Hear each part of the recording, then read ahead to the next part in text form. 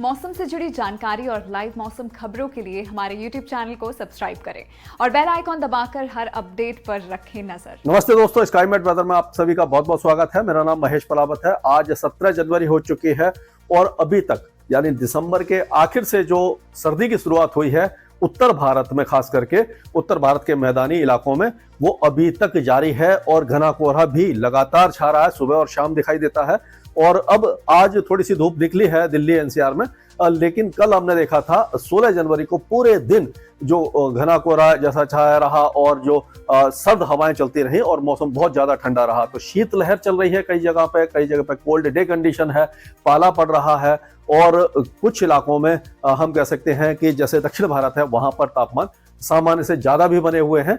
अगर देखा जाए तो इस समय पहले वेदर सिस्टम देखें, वेस्टर्न डिस्टर्बेंस है जो पहाड़ों के ऊपर से निकल रहा है, लेकिन बहुत ज्यादा कमजोर है तो इसका कोई खास असर हमें दिखाई नहीं दे रहा है। और हल्की फुल्की जो ऊंचे पहाड़ों पर स्नोफॉल वगैरह दे सकता है।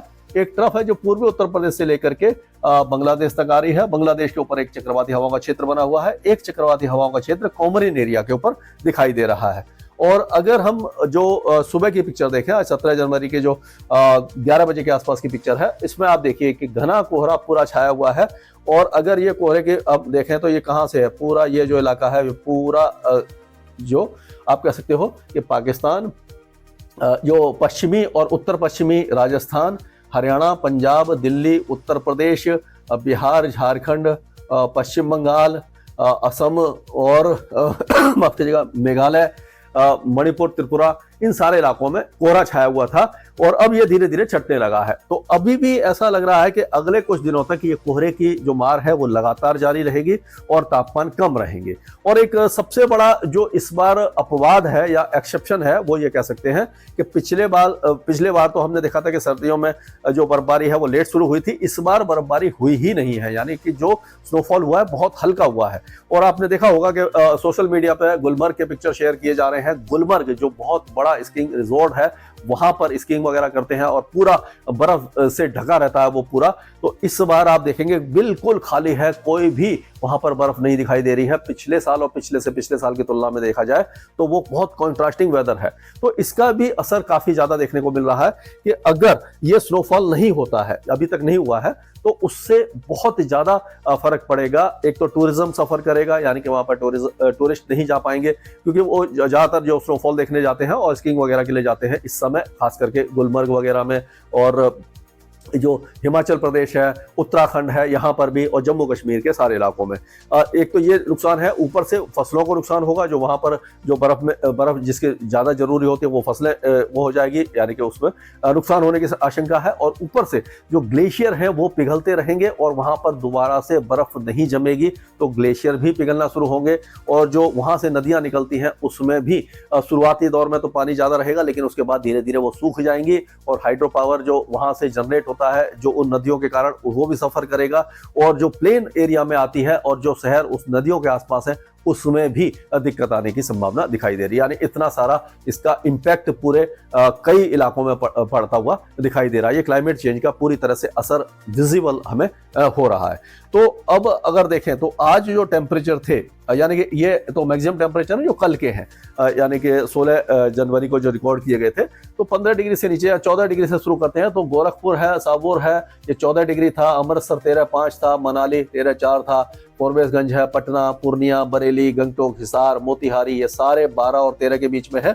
और उसी तरह नजीबाबाद, सुपौल, हमीरपुर, लुधियाना, पटियाला, मेरठ, ये सब 12 डिग्री के आसपास बने हुए हैं।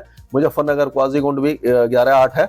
और उसके बाद सबसे कम अलीगढ़ में 9.8 डिग्री दर्ज किया गया था, यानी कि इतना ज्यादा सर्द दिन निकला है। और अगर हम मिनिमम टेम्परेचर आज का देखें तो वैसे जो आपका जो अपना लद्दाख में तो काफी ज्यादा कम होता है, लेकिन अगर बाकी जगह देखें तो श्रीनगर में -3.8 है, थोड़ा सा बड़ा है। क्वाजीगुंड में 3.6 है माइनस में, और बनिहाल में -0.4 है। 1 डिग्री मनाली पे, मुंटर में 1 है, और सुरेंद्रनगर 1.4 है, मुक्तेश्वर है, मंडी है। अब अगर प्लेन में आते हैं तो अमृतसर और में 2 डिग्री है, और लुधियाना में 2.5 है। और इतना इस तरह से आप देखिए तो 5 डिग्री जो है वो जम्मू, कानपुर और खजुराहो में दिखाई दे रहा है। तो ये सारे इलाके जो हैं, जैसे कि नजीबाबाद है, मेरठ है, मुरादाबाद, पंतनगर, पटियाला, अंबाला, ये सारे इलाके काफी ज्यादा सर्दी की चपेट में है। दिल्ली में तापमान थोड़ा सा बढ़ा है, 5.7 आया है। तो अब जो है कि जैसे कि ये वेस्टर्न डिस्टर्बेंस निकल रहा है तो टेम्परेचर जो है बहुत ज़्यादा तो नहीं गिरेंगे, लेकिन फिर भी जो सर्द हवाएं वो चलती रहेंगी। तो अगर हम देखें तो इस समय अगर उत्तर भारत की बात करें तो उत्तर भारत में अभी पहाड़ों पर बहुत हल्का स्नोफॉल आज हो सकता है, ऊंचे पहाड़ों पर, बाकी इलाके शुष्क रहेंगे।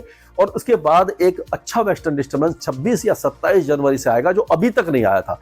यानी इतनी भारी स्नोफॉल अभी तक नहीं हुई थी, तो वो लगातार स्नोफॉल शुरू होगा, जो काफी देर से, इस साल सही, लेकिन ये जनवरी के आखिर तक रहेगा। और फरवरी के महीने में भी अच्छे वेस्टर्न डिस्टर्बेंस आ सकते हैं। यानी अभी तक जो बर्फबारी नहीं हुई है वो जनवरी के आखिर में शुरू हो जाएगी। तो इसका मतलब है कि सर्दियां लंबी खिंच सकती है।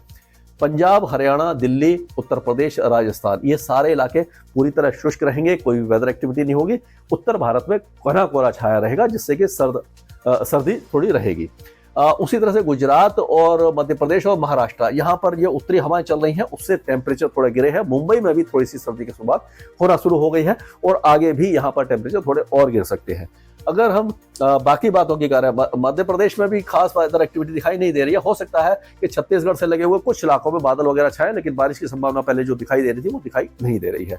अगर हम और नीचे चलते हैं, जैसे कि अगर हम देखें पूर्वी भारत में जो वेदर एक्टिविटी होने की संभावना दिखाई दे रही है, तो झारखंड में ऐसा लग रहा है कि दुमका, देवघर, जमताड़ा, धनबाद, बोकारो, रामगढ़, रांची, जमशेदपुर, सिंहभूमि, खूंटी, ये जो इलाके हैं, यहाँ पर कुछ न कुछ मौसमी गतिविधियां हैं आपको दिखाई देने की संभावना नजर आ रही है। ये अगले 2 दिनों तक रहेगी। और उसी तरह से उड़ीसा की अगर हम बात करते हैं तो मयूरभंज, बालेश्वर, किशनगढ़, सुंदरनगर और देवगढ़, डेकानाल, केंद्रपाड़ा, बालासोर, भद्रक, जगत सिंहपुर, भुवनेश्वर, अंगोल, ये जो इलाके हैं, यहाँ पर मौसमी गतिविधियां यानी कि बारिश की संभावना हमें नजर आ रही है इन सारे इलाकों में अगले 2 दिनों के दौरान। और पश्चिम बंगाल की अगर बात करते हैं तो पश्चिम बंगाल में जो दक्षिणी इलाके हैं, मुर्शिदाबाद से लेकर के बीरभूमि, वर्धमान, पुरुलिया, बांकुड़ा, मिदनीपुर और 24 परगना और ये जो है हुगली, हावड़ा, कलकत्ता, इन इलाकों में बारिश हो सकती है। और छत्तीसगढ़ के भी कुछ इलाकों में हल्की फुल्की बारिश की संभावना जा रही है। रायगढ़, जांजगीर, बलौद बाजार और उसके आसपास के इलाके, जैसे कि जो ये रायगढ़ वगैरह है, यहाँ पर हल्की फुल्की बारिश की संभावना हमें नजर आ रही है। तो कुल मिलाकर के ये पूर्वी भारत में ही बारिश की गतिविधियां हमें दिखाई देंगी। और अगर ये बारिश क्यों हो रही है, तो ये जो साइक्लोनिक सर्कुलेशन आप बांग्लादेश पर देख रहे हैं, और ये देखिए हवाएं आ रही हैं घूम करके, ये नमी लेकर के आ रही हैं यहाँ पर बंगाल की खाड़ी से, यहाँ से सूखी हवाएं आ रही हैं। तो ये जो यहाँ पर जो कॉन्फ्लुएंस बन रहा है इस इलाके में, तो उसके कारण ये बारिश की गतिविधियां इन सारे इलाकों में हो सकती है। तो यही कारण है जो 2 दिनों तक रहेगी, उसके बाद यहाँ पर बारिश खत्म हो जाएगी। लेकिन जो सिक्किम से लेकर के असम, मेघालय, अरुणाचल प्रदेश और नागालैंड में बहुत हल्की बारिश की संभावना नजर आ रही है। उसी तरह से अगर दक्षिण भारत की बात करें तो तेलंगाना, आंध्र प्रदेश और कर्नाटक, ये सारे इलाके शुष्क रहने वाले हैं।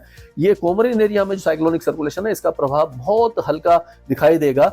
जो दक्षिणी केरल और तमिलनाडु में हल्की बारिश होगी, लक्षद्वीप में भी हल्की बारिश हो सकती है, और अंडमान और निकोबार द्वीपों में हल्की से मध्यम बारिश की संभावना हमें नजर आ रही है। इसके आगे जो भी अपडेट होगा मैं लगातार आपको अपडेट देता रहूंगा। स्काईमेट वेदर में अभी के लिए इतना ही। मौसम से जुड़ी जानकारी और लाइव मौसम खबरों के लिए हमारे YouTube चैनल को सब्सक्राइब करें और बेल आइकॉन दबाकर हर अपडेट पर रखें नजर।